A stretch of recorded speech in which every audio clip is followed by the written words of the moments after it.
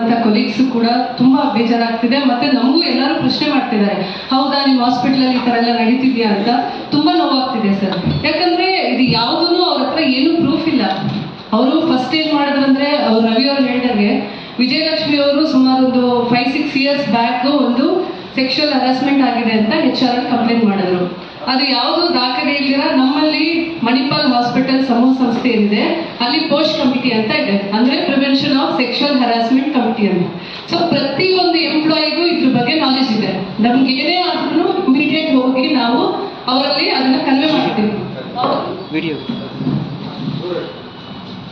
So ಅವರು ಏನಾಗಿದೆ incident ಎಲ್ಲಾನು ಚೆಕ್ ಮಾಡಿ ನಮ್ಗೆ ಇಮಿಡಿಯೇಟ್ ವಿದಿನ್ ವೀಕ್ ಮ್ಯಾಕ್ಸಿಮಮ್ ಅಂದ್ರೆ 3 months ಒಳಗಡೆ ನಮ್ಗೆಲ್ಲಾನು ಅದು ಏನಿದೆಯೋ ಫೈನಲ್ ಮಾಡ್ತಾರೆ. ಸೊ ಈ ಖಂಡಿತ ಹೇಳ್ತೀನಿ ನೋಡಿ, ಮಣಿಪಾಲ್ ಹಾಸ್ಪಿಟಲ್ ಅಲ್ಲಿ ಯಾವುದೇ ಒಂದು ಸೆಕ್ಷುವಲ್ ಹರಾಸ್ಮೆಂಟ್ ಖಂಡಿತ ಇಲ್ಲ. ನಾವೆಲ್ಲ ಸುಮಾರು ವರ್ಷಗಳಿಂದ ಕೆಲಸ ಮಾಡ್ತಿದ್ದೀವಿ. ಮತ್ತೆ ಅವರು ಅಷ್ಟೇ, ರಾಜಗೋಪಾಲ್ ಅವರಾಗಿರ್ಬೋದು, ರವಿ ಅವರಾಗಿರ್ಬೋದು, 25 ವರ್ಷ 34 ವರ್ಷ ಅಂದ್ರೆ ಸುಮ್ಮನೆ ಅಲ್ಲ. ಒಂದು ಆರ್ಗನೈಸೇಷನ್ ಬೆಳೆಯುವಾಗಿಂದ ಇದುವರೆಗೂ ಅಲ್ಲಿ ಕೆಲಸ ಮಾಡ್ತಿದ್ದಾರೆ ಅಂದ್ರೆ ಮತ್ತೆ ಎಂಪ್ಲಾಯೀಸ್ ಸಪೋರ್ಟ್ ಇದೆ ಅಂದ್ರೆ ನೀವೇ ತಿಳ್ಕೊಳ್ಳೋದು ಅಲ್ವಾ. ಸೊ ಅವರು ಯಾವತ್ತೂ ಲೈಂಗಿಕ ದೌರ್ಜನ್ಯ ಆಗಿರ್ಬೋದು ಅಥವಾ ಲೈಂಗಿಕ ಕಿರುಕುಳ ಖಂಡಿತ ಕೊಟ್ಟಿಲ್ಲ. ನಾವೇ ಸಾಕ್ಷಿ, ಯಾವುದೂ ಇಲ್ಲ ಸರ್. ಸೊ ಅವ್ರು ಏನ್ ಮಾಡಿದ್ದಾರೆ, ಎಕ್ಸ್ ಎಂಪ್ಲಾಯಿ ನಾನು ಹೇಳ್ದಂಗೆ ಅವರು ವಿಜಯಲಕ್ಷ್ಮಿ ಅಂತ ಏನಿದ್ರು ಅವರು ಪೋಸ್ಟ್ ಕಮಿಟಿ ಹತ್ರ ಹೋಗಿದ್ದಾರೆ. ಇನಿಷಿಯಲಿ ಚೆಕ್ ಮಾಡಿದ್ದಾರೆ ಅವ್ರ ಹತ್ರ, ನಿಮ್ಮ ಹತ್ರ ಏನ್ ಸಾಕ್ಷಿ ಇದೆ ಅಂತ ಕೇಳುವಾಗ ಯಾವುದು ಇಲ್ಲ, ಸುಮ್ಮನೆ ಸುಳ್ಳು ಅಪವಾದ ಅಂತ ಗೊತ್ತಾಗಿ ಅದನ್ನ ತೆಗೆದಾಕಿದ್ದಾರೆ. ಆಮೇಲೆ ಅವ್ರಿಗೆ ಅವಮಾನ ಸಹಿಸ್ಕೊಳಕ್ ಆಗ್ದಿರ ಮತ್ತೆ ಏನೇನೋ ಟ್ರೈ ಮಾಡಿದ್ರು, ಅದು ಯಾವುದು ಆಗದೆ ಅಲ್ಲಿಂದ ಹೋಗ್ಬಿಟ್ರು ಅವರು. ಸೊ ಇತ್ತೀಚೆಗೆ ಏನಾಗಿದೆ, ನಮ್ಮ ಹಾಸ್ಪಿಟಲ್ ನಿಮ್ಗೆ ಗೊತ್ತಿರೋ ಹಾಗೆ ಪೇಷಂಟ್ ಎಕ್ಸ್ಪೀರಿಯನ್ಸ್ ತುಂಬಾ ಫೇಮಸ್ ಆಗ್ತಿದೆ. ಒಳ್ಳೆ ಹಾಸ್ಪಿಟಲ್ ಹೆಲ್ತ್ ಕೇರ್ ಅಂತ ಕೂಡ ಎಲ್ಲ ಕಡೆ ಪ್ರಸಿದ್ಧ ಆಗ್ತಾ ಇದೆ. ಇದ್ರ ಜೊತೆಗೇನೆ ಮಣಿಪಾಲ್ ಎಂಪ್ಲಾಯೀಸ್ ಅಲ್ಲಿ ಇರೋರು ಕೂಡ ಚೆನ್ನಾಗಿ ಬೆಳೀತಿದ್ದಾರೆ ಅಂತ ಹೊಟ್ಟೆ ಕಿಚ್ಚಿಗೋಸ್ಕರ ಕೆಲವೊಂದು ವ್ಯಕ್ತಿಗಳು ಇದನ್ನ ಮತ್ತೆ ಮಿಸ್ಯೂಸ್ ಮಾಡ್ಕೊಳಕ್ಕೆ ಟ್ರೈ ಮಾಡ್ತಿದ್ದಾರೆ. ವಿಜಯಲಕ್ಷ್ಮಿ ಅವರು ಏನ್ ಕಂಪ್ಲೇಂಟ್ ಕೊಟ್ಟಿದ್ದಾರೆ, 18th April 2025 ಅವತ್ತು ಗುಡ್ ಫ್ರೈಡೆ ಇತ್ತು. ಸೊ ಇವರಿಬ್ರು ಅವತ್ತು ಡ್ಯೂಟಿಲಿ ಇರ್ಲಿಲ್ಲ.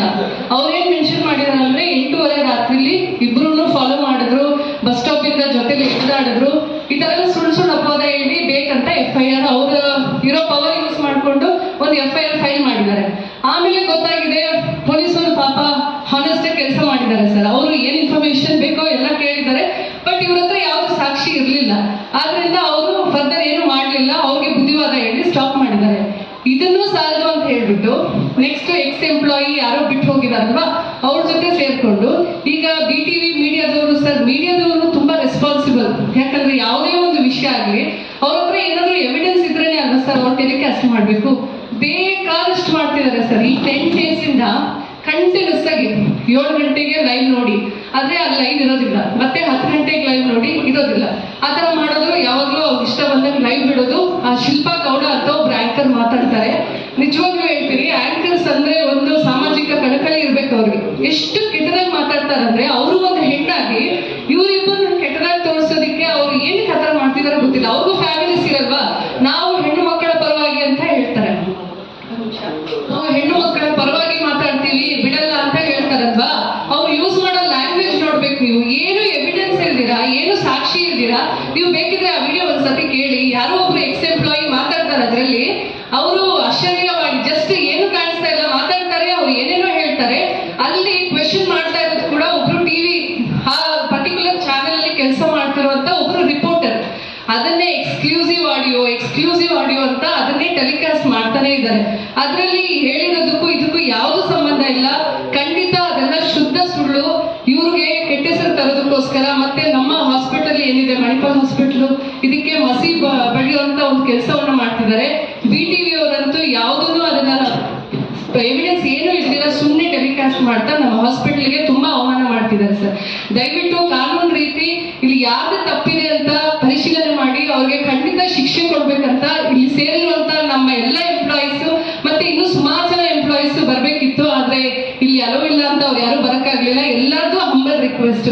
ಯಾಕಂದ್ರೆ ಸರ್, ಇದು ಯೂನಿಯನ್ ಏನಿದೆ ಮಣಿಪಾಲ್ ಹಾಸ್ಪಿಟಲ್ ಅಲ್ಲಿ ಸುಮಾರು 30 ವರ್ಷಗಳ ಇತಿಹಾಸ ಇದೆ. ಅದಕ್ಕೆ ಇಲ್ಲಿ ಎಂಪ್ಲಾಯೀಸ್ಗೆ ಏನೇ ಒಂದು ಕಷ್ಟ ಆಗ್ಲಿ ಇದರಿಂದ ಸಹಾಯ ಪಡೆದುಕೊಳ್ಳದೆ ಇರುವಂತವ್ರು ಯಾರು ಇಲ್ಲ ಸರ್. ಯಾಕಂದ್ರೆ ಇಲ್ಲಿ ಇರುವಂತ ಯೂನಿಯನ್ ಅಧ್ಯಕ್ಷರಾಗಿರುವಂತ ರಾಜಗೋಪಾಲ್ ಅವರು ತುಂಬಾ ಸಹಾಯ ಮಾಡಿದ್ದಾರೆ. ಎಷ್ಟೊಂದು ಎಂಪ್ಲಾಯೀಸ್ಗಳಿಗೆ ಕಾರ್ಡಿಯಾಲಜಿ ಪ್ರಾಬ್ಲಮ್ಸ್ ಇರೋರಿಗೆ, ಕ್ಯಾನ್ಸರ್ ಪ್ರಾಬ್ಲಮ್ಸ್ ಇರೋರಿಗೆ, ಮತ್ತೆ ಸುಮಾರು ಎಂಪ್ಲಾಯೀಸ್ಗೆ ತೊಂದರೆಗಳಾದಾಗ ಮತ್ತೆ ಅವರಿಗೆ ಹಾಸ್ಪಿಟಲ್ಸ್ ಬಿಲ್ ಕಟ್ಟಕ್ಕಾಗಲ್ಲ. ಆಗ್ಬಿಟ್ಟಿದ್ದಾಗ ಅಥವಾ ಬೇರೆ ಏನೋ ಒಂದು ವೈಯಕ್ತಿಕ ಪ್ರಾಬ್ಲಮ್ ಇರುವಾಗ ಎಲ್ಲೋ ಸಮಯದಲ್ಲೂ ಸುಮಾರು ಹೆಲ್ಪ್ ಮಾಡಿದ್ದಾರೆ. ನಿಮಗೆ ಗೊತ್ತಾ, ಹಾಸ್ಪಿಟಲ್ ಯೂನಿಯನ್ ಅವರು ಕೆಲವೊಂದು ಎಂಪ್ಲಾಯೀಸ್, ಅವ್ರ ಜೊತೆ ಕೆಲಸ ಮಾಡೋ ಎಂಪ್ಲಾಯೀಸ್ಗೆ ಬಿಲ್ ಕಟ್ಟಕ್ ಆಗ್ತಾ ಇದ್ದಾಗ ಎಲ್ಲರೂ ಅವ್ರವ್ರು ಒಂದ್ ದಿವಸ ರಜೆ ಕೂಡ ಕೊಟ್ಟಿದ್ದಾರೆ. ಅವ್ರದ್ದು ಏನ್ ES ಇರುತ್ತಲ್ಲ ಅದನ್ನ ಕಾಂಟ್ರಿಬ್ಯೂಟ್ ಮಾಡಿ ಅದ್ರ ಪೇಮೆಂಟ್ ಇಂದ ಕೂಡ ಸರ್ಜರಿಗಳೆಲ್ಲ ಮಾಡಿಸಿದ್ದಾರೆ. ವೈಯಕ್ತಿಕವಾಗಿ ತುಂಬಾ ಜನಕ್ಕೆ ಸಹಾಯ ಮಾಡಿದ್ದಾರೆ.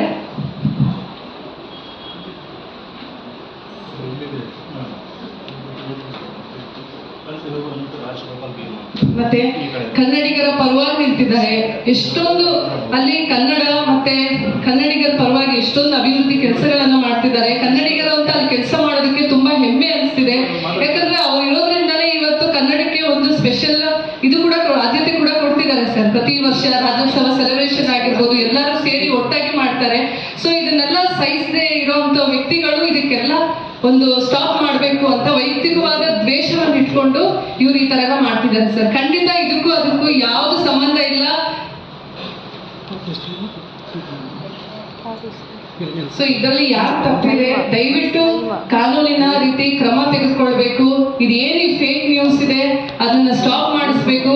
ಇದರಲ್ಲಿ ಯಾರ್ಯಾರಿದಾರೋ ಅವ್ರಿಗೆಲ್ಲ ಶಿಕ್ಷೆ ಆಗ್ಬೇಕು. ನಮ್ಮ ಹಾಸ್ಪಿಟಲ್ ಹೆಸರನ್ನ ದಯವಿಟ್ಟು ಎಲ್ಲೂ ಬಳಸಬೇಡಿ. ಅದಕ್ಕೆ ಕಳಂಕ ತರುವಂತ ಕೆಲಸ ದಯವಿಟ್ಟು ಮಾಡಬೇಡಿ. ಯಾಕಂದ್ರೆ ಇದನ್ನ ನಂಬ್ಕೊಂಡು ಸುಮಾರು ಜನ ಎಂಪ್ಲಾಯೀಸ್ ವರ್ಕ್ ಮಾಡ್ತಿದ್ದಾರೆ. ಹಾಸ್ಪಿಟಲ್ ಎಲ್ಲರಿಗೂ ಒಳ್ಳೇದೇ ಮಾಡಿದೆ, ಯಾರಿಗೂ ಕೆಟ್ಟದ್ ಮಾಡಿಲ್ಲ. ಅಲ್ಲಿ ಬರೋ ಎಂಪ್ಲಾಯೀಸ್ ಇರ್ಬೋದು, ಪೇಷಂಟ್ಸ್ ಇರ್ಬೋದು, ಅವ್ರ ಕುಟುಂಬದವರಾಗಿರ್ಬೋದು. ನನ್ನ ಹೆಸರು ನೈಮಾ. ನಾನು ಕೋರ್ಟ್ ಡಿಪಾರ್ಟ್ಮೆಂಟ್ನಲ್ಲಿ ಕೆಲಸ ಮಾಡ್ತೀನಿ. 18 ವರ್ಷದಿಂದ ನಾನು ಕೆಲಸ ಮಾಡ್ತಾ ಇದ್ದೀನಿ ಅಲ್ಲಿ.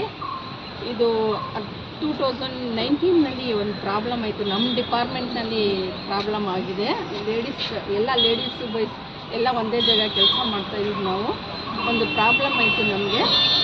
ಒಂದು ಸೂಪ್ರೈಸರ್ ಇದ್ದಿದ್ದು, ಆ ಸೂಪ್ರೈಸರ್ ಕಡೆಯಿಂದ ಒಂದು ಎರಡು ಲೇಡೀಸು ತುಂಬ ಪ್ರಾಬ್ಲಮ್ ಮಾಡ್ತಾಯಿದ್ದು, ನಮಗೆ ತುಂಬ ಕಷ್ಟ ಕೊಡ್ತಾಯಿದ್ದು. ನಾವು ಹೋಗಿ ನಮ್ಮ ಯೂನಿಯನ್ ಲೀಡರ್ಗೆ ಮಾತಾಡಿದ್ದು. ಅವ್ರು ಏನು ಹೇಳಿದ್ದು, ಸರಿ ನಮ್ಮದು ರಾಜಗೋಪಾಲ್ ಅಣ್ಣ ಅವ್ರಿಗೆ ಹೇಳಿಮ್ಮ, ಅವರು ಬರ್ತಾರೆ, ನನ್ನ ಕಡೆಯಿಂದ ಮಾತಾಡ್ತಾರೆ ಅಂತ ಅವ್ರು ಹೇಳಿದ್ದಾರೆ. ಅವ್ರ ಹತ್ರ ಹೋಗಿ ನಾವು ಮಾತಾಡಿದ್ರೆ ಅವ್ರು ಬಂದು ಮಾತಾಡಿದ್ದಾರೆ. ಅವಾಗವರೆಗೂ ಅವ್ರು ಕಂಟ್ರೋಲ್ ರೂಮ್ ಒಳಗಡೆ ಬಂದಿಲ್ಲ. ನಾವು ಕರ್ಕೊಂಡು ಬಂದು ಮಾತಾಡಿದ್ದಾರೆ. ಆ ಕೇಸ್ ಎಲ್ಲ 3 ವರ್ಷ ನಡೆದಿದೆ. ಆ ಕೇಸು 3 ವರ್ಷದಿಂದ ಕೇಸ್ ನಡೆದು ಎಲ್ಲ ಮೇಂಟೆನೆನ್ಸ್ ಅವರು ಎಲ್ಲ ಇದು ಮಾಡಿ ಅವ್ರಿಗೆ ಸಸ್ಪೆನ್ಸ್ ಮಾಡಿದ್ದಾರೆ ಕೆಲಸದಿಂದ. ಅವ್ರದ್ದೇ ತಪ್ಪಿತ್ತು ಎಲ್ಲ ಮಾಡಿ. ನಾವು ಒಂದು 5 ಜನಗೆ ಪ್ರೂಫ್ ಎಲ್ಲ ಏನು ಸಿಕ್ಕಿಲ್ಲ ನಮ್ಮದು. ಅವ್ರದ್ದು ಪ್ರೂಫ್ ಎಲ್ಲ ಸಿಕ್ಕಿದ್ದು, ಅವ್ರಿಗೆ ಕೆಲಸದಿಂದ ತೆಗೆದಿದ್ದಾರೆ. ಆ ಕೇಸು ಕ್ಲೋಸ್ ಆಗಿತ್ತು. ಕ್ಲೋಸ್ ಆಗಿ 5 ವರ್ಷ ಆಯಿತು. ಇವಾಗ ತಿರ್ಗಾ ಅವರು ಲೇಡೀಸ್ ಕಡೆಯಿಂದ ತಿರ್ಗಾ ಆ ಕೇಸು ರಿಲೀಸ್ ಮಾಡಿ ಈ ಥರ ನಮಗೆ ಕಷ್ಟ ಕೊಡ್ತಾ ಇದ್ದಾರೆ. ನೆಕ್ಸ್ಟ್ ಏನಂದರೆ ಮಣಿಪಾಲ್ ನಮಗೆ ಊಟ ಕೊಡೋದು, ಮಣಿಪಾಲ್ನಲ್ಲಿ ನಮ್ಮ ಮಕ್ಕಳಿಗೆ ಸಾಕೋದು. ನಾವು ಎಲ್ಲಿ ಓಡಾಡ್ತಿರೋದು ಮಣಿಪಾಲ್ನಲ್ಲಿ ಈ ಥರ ಕೆಲಸ ಮಾಡ್ತಾರೆ, ಇವರು ತಪ್ಪು ಕೆಲಸ ಮಾಡಿದ್ದಾರೆ ಅಂತ ನಮಗೆ ಜನ ಹೇಳ್ತಾ ಇದ್ದಾರೆ. ನಮಗೆ ಫ್ಯಾಮಿಲಿ ಇದೆ, ನಮ್ಮ ಮಕ್ಕಳಿದ್ದಾರೆ. ಆ ಮಣಿಪಾಲ್ ಕೆಲಸನಲ್ಲಿನೇ ನಮ್ಮ ಮಕ್ಕಳಿಗೆ ಇಂಜಿನಿಯರು ಎಲ್ಲ ಓದಿಸಿದ್ದೀವಿ. ನಾವು ನಮ್ಮ ಮಕ್ಕಳಿಗೆ ಡಿಗ್ರಿ ಕೊಟ್ಟಿದ್ದೀವಿ ಆ ಮಣಿಪಾಲ್ಗೋಸ್ಕರ ಎಲ್ಲ ನಾವು ದುಡ್ಡು. ಈ ಮಣಿಪಾಲ್ ಫೇಮಸ್ ಇದೆ, ಮಣಿಪಾಲ್ ಫೇಮಸ್ ಇದೆ. ನಾವು ಆ ಮಣಿಪಾಲ್ನಲ್ಲಿ ನಾವು ಊಟ ತಿಂತಾ ಇರೋದು ನಾವು ಮಣಿಪಾಲ್ನಿಂದ. ಇಲ್ಲಾಂದರೆ ನಮಗೆ ಯಾರು ನೋಡೋವರಿಲ್ಲ ಸರ್. ಮಣಿಪಾಲ್ನಲ್ಲಿ ತುಂಬ ಲೇಡೀಸ್ ಇದ್ದಾರೆ, ಯಾರು ಆ ಥರ ತಪ್ಪು ಕೆಲಸಕ್ಕೆ ಹೋಗಲ್ಲ. ಬಟ್ ಎಲ್ಲ ಕಡೆ ಕ್ಯಾಮ್ರಾ ಇದೆ. ಇದು ಮಣಿಪಾಲ್ ಆಚೆ ಆಗಿರೋದು ಕೆಲಸ. ಮಣಿಪಾಲ್ ಹೆಸರು ಏನಕ್ಕೆ ಅವರು ಯೂಸ್ ಮಾಡಬೇಕು? ಮಣಿಪಾಲ್ನಲ್ಲಿ ನಾವು ಕೆಲಸ ಮಾಡ್ತೀವಿ. ನಮಗೆ ಎಲ್ಲಿ ಹೋದ್ರೇನು ನಮಗೆ ಮಾನ ಮರ್ಯಾದೆ ಇಲ್ಲ ಥರ ಮಾಡಿದ್ದಾರೆ. ನಮಗೇನು ಅಣ್ಣ ತಮ್ಮ ಎಲ್ಲ ಇದ್ದಾರೆ, ಫ್ಯಾಮ್ಲಿ ಇದ್ದಾರೆ. ಅವರು ರಾಜಗೋಪಾಲ್ ಅಣ್ಣನು, ಅವರು ರವಿ ಅಣ್ಣ. ಆ ರವಿ ಅಣ್ಣ ಏನಕ್ಕೇನು ಬರಲ್ಲ. ಬಟ್ ರಾಜಗೋಪಾಲ್ ಅಣ್ಣ ಹತ್ರ ಅವರು ನಮ್ಮ ಯೂನಿಯನ್ ಲೀಡರ್ ಅವರು. ಅವ್ರ ಹತ್ರ ನಮ್ಮ ಕಷ್ಟ ಸುಖ ಹೋಗಿ ನಾವು ಅವ್ರ ಹತ್ರ ಮಾತಾಡ್ತೀವಿ.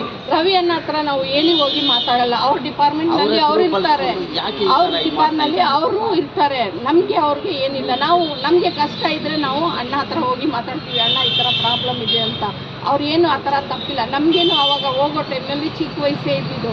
ನಮಗೆ ಏನು ಅವರು ತಪ್ಪು ಕೆಲಸ ನಾವು ಮಣಿಪಾಲ್ ಒಳಗಡೆ ಅವರು ನಮ್ಮ ಕಡೆ ಮಾಡಿಲ್ಲ ಅಂದರೆ ಇವರು ಲೇಡೀಸ್ ಕಂಪ್ಲೇಂಟ್ ತುಂಬ ತಗೊಳ್ತಾರಲ್ಲ.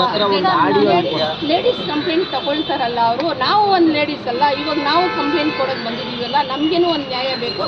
ಬಟ್ ನಾವು ಮಣಿಪಾಲ್ ಹೆಸರು ಕೆಟ್ಟದ್ದು ಮಾಡಬಾರ್ದು. ಯಾಕಂದರೆ ನಾವು ಅನ್ನ ತಿನ್ನೋದು ದೇವರದ್ದು, ದೇವಸ್ಥಾನ ಅದು. ನನಗೆ ಕನ್ನಡ ಅಷ್ಟು ಬರಲ್ಲ, ನಾನು ಅಷ್ಟು ಮಾತಾಡಿದ್ದೀನಿ. ಇದರಲ್ಲಿ ತಪ್ಪಿದ್ರೆ ನೀವೇ ಸಾರಿ ಕೇಳ್ತೀನಿ. ನಾವು ಆಟೋ ಕೆಲಸ ಮಾಡೋದು 2001ನಲ್ಲಿ ನಾನು ಜಾಯ್ನ್ ಆಗಿದ್ದು.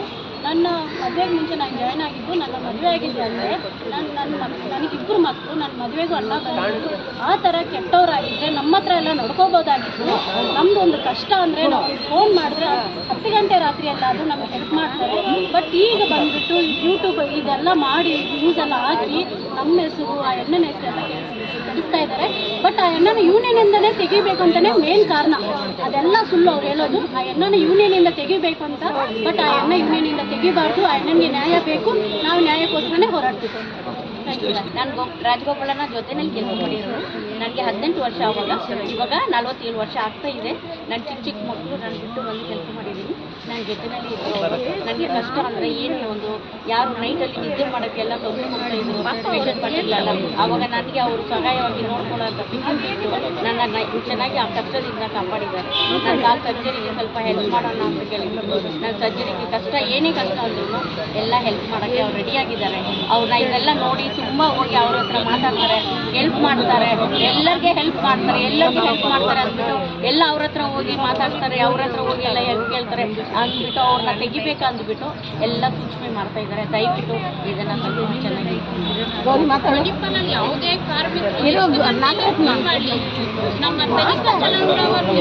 ಚಂದ್ರಬಾಬು ಅಂತ ಈಗ ನಾನು ಇಷ್ಟೊತ್ತು ಮಾತಾಡಿದ್ದೀನಿ. ಒಂದು ಸೆಕ್ಸುವಲ್ ಹರಾಸ್ಮೆಂಟ್ ಕೇಸ್ ಬಗ್ಗೆ ಭೀಮನಗರ ಸ್ಟೇಷನ್ ಒಂದು ಕೇಸ್ ಹಾಕಿದ್ರು. ಅದು ದಾಖಲೆಗಳಿಲ್ಲ. ಅವತ್ತು ಬಂದು ಗುಡ್ ಫ್ರೈಡೇ ನಾವು ಲೀವಲ್ಲಿದ್ವಿ.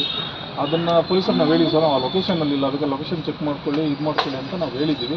ಅದರಿಂದ BTV ಅವರಿಗೆ ಇವರು ನಾವು ಅಲ್ಲೂ ಏನೂ ಆಗಲಿಲ್ಲ ಅಂತೇಳಿ BTV ಅವ್ರು ಕೊಟ್ಟು ಕಂಟಿನ್ಯೂಸ್ ಒಂದು 10 ದಿನದಿಂದ BTV ಅವ್ರ ಬಗ್ಗೆ ಕೆಟ್ಟದಾಗ ಮಾತಾಡ್ತಾನೆ ಇದ್ದಾರೆ, ಫ್ಯಾಮಿಲಿ ಬಗ್ಗೆ ಮಾತಾಡ್ತಾ ಇದ್ದಾರೆ. ದಯವಿಟ್ಟು ಅದನ್ನು ಸ್ಟಾಪ್ ಮಾಡಬೇಕು ಅಂತ ನಿಮ್ಮ ಹತ್ರ ಕೇಳ್ಕೊಳ್ತಾ ಇದ್ದೀವಿ. ಸಾಕ್ಷಿಗಳಿದ್ದರೆ ಕೋರ್ಟಿಗೆ ಬರಲಿ, ಕೋರ್ಟಲ್ಲಿ ನೋಡ್ಕೊಳ್ಳೋಣ. ಏನೋ ಇವಾಗ ಸಾಕ್ಷಿಗಳಿದ್ದಿದೆ ಅವ್ರು BTV ಅಲ್ಲಿ ಬಿಡ್ತಾ ಇದ್ದಾರೆ. ನಾವು ಮಾತಾಡಿರೋದು ಮತ್ತು ನಾವು ಓಡಾಡಿರೋದೆಲ್ಲ ಕೊಡ್ತಿದ್ರು. ಏನು ಸಾಕ್ಷ್ಯ ಪೋವರ್ಗಳು ಏನಿಲ್ಲ. ಇವರು ಬೇಕಂತ ಕೆಲವು ಕಾಣದ ಕೈಗಳು SC ಕ್ಯಾಸ್ಟ್ ಆಗಿರೋದ್ರಿಂದ ಇವ್ರು ನಿಲ್ಲಿಸ್ಬೇಕು ಅಂತೇಳಿ ಕಾಣದ ಕೈಗಳು ಕೆಲಸ ಮಾಡ್ತಾ ಇದ್ದಾರೆ. ಸರ್ ದಯವಿಟ್ಟು ನ್ಯಾಯ ಕೊಡಿಸಿ, ನಮ್ಗೆ ನ್ಯಾಯ ಸಿಗಬೇಕು.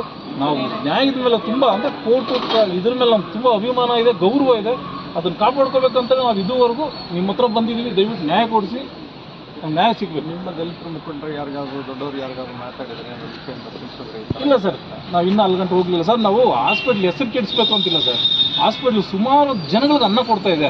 ಆ ಹಾಸ್ಪಿಟ್ಲಿಗೆ ಕೆಟ್ಟ ಹೆಸರು ತರಬಾರ್ದು ಅಂತೇಳಿ ನಾವು ಇದುವರೆಗೂ ಯಾರನ್ನೂ ಮೀಟ್ ಮಾಡಲಿಲ್ಲ ಸರ್. ಮೀಟ್ ಮಾಡೋದು ಬೇಡ, ನಾವು ಅದಕ್ಕೆ ನಾವು ಮಾಧ್ಯಮ ಮಿತ್ರರನ್ನು ಕರೆದಿದ್ದೀವಿ ನಾವು. ಸರ್ ನಮ್ಗೆ ನ್ಯಾಯ ಕೊಡಿಸಿ ಅಂತೇಳಿ ನಾವು ಮಾಧ್ಯಮ ಮಿತ್ರರ ಬಂದು ನಾವು ಇದುವರೆಗೂ ಯಾವುದೇ ಒಂದು ಸಂಘಟನೆಗಳ ಹತ್ರ ಹೋಗಿಲ್ಲ. ಯಾಕಂದರೆ ಹೋದರೆ ಲಕ್ಷಾಂತರ ಜನ ಆಚೆ ಬರ್ತಾರೆ. ಯಾಕಂದರೆ SC ಕ್ಯಾಸ್ಟು ಬಂದು ಶೆಡ್ಯೂಲ್ ಕಾಸ್ಟ್ ಬಂದು ಕೋಟಿಗಟ್ಟಲೆ ಜನ ಇದ್ದಾರೆ, ಎಲ್ಲ ಬೀದಿಗೆ ಬರ್ತಾರೆ. ಯಾಕಂದರೆ SCಗಳು ಬೆಳಿಬಾರ್ದು ಅನ್ನೋದು ಅವ್ರ ಉದ್ದೇಶ ಆಗಿರೋದ್ರಿಂದ ಇವ್ರು ನಮ್ಮ ಹತ್ರ ಷಡ್ಯಂತ್ರ ಮಾಡಿ ಇಳಿಸ್ತಾ ಇದ್ದಾರೆ.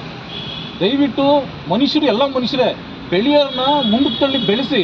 ಆದರೆ ಜಾತಿ ನಿಂದನೆ ಮಾಡಿಕೊಂಡು ಜಾತಿ ಇದು ಮಾಡ್ಕೊಂಡು SCಗಳು ಅಂತೇಳಿ ಕೆಳಗಡೆ ದಯವಿಟ್ಟು ಹಾಕಬೇಡಿ. ಎಲ್ಲ ಮನುಷ್ಯರೇ. ಅದರಿಂದ ನಿಮ್ಗೆ ಹೇಳೋದೇನೆಂದರೆ ಮಾಧ್ಯಮ ಮಿತ್ರರಿಗೆ ದಯವಿಟ್ಟು BTV ಅವರು ಸ್ಟಾಪ್ ಆಗಬೇಕು ಸರ್. ನಮ್ಗೆ ಹೆಲ್ಪ್ ಮಾಡಿ ನ್ಯಾಯ ಕೊಡಿಸಿ.